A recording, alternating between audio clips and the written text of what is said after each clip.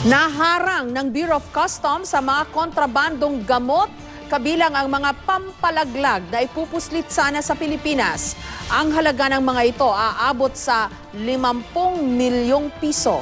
May report si June Veneracion.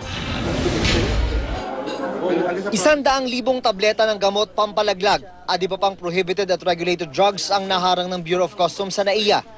50 milyon pesos ang tinatayang halaga ng kumpiskadong shipment galing India at Pakistan na dumating sa bansa noong Mayo at Hulyo. I-destroy na iyo yan. Hindi po pwedeng ilabas. Oo, ang kasama natin dyan, ang PIDEA at saka FDA kung paano i-destroy.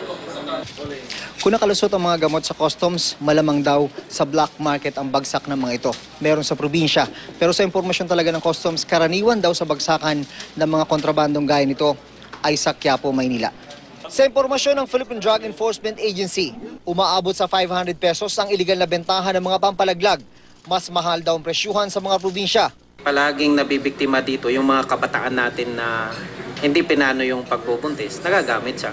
Maraming sisiraing tao yan. Maraming masisirang pamilya rin yan. Ang problema ngayon ng customs ay kung sino ang dapat panagutin dahil halatang peki raw ang nakadeklarang consignee ng mga padala. Kapangalan pa ng dating Pangulo ng Amerika na si Jimmy Carter ang isa sa mga deklaradong consignee. Pangalan pa lang, dubious na. And in fact, pati yung address ni Jimmy Carter, CMEC Office Domestic Road, NAIA. So it's actually an office. So hindi ito residential address.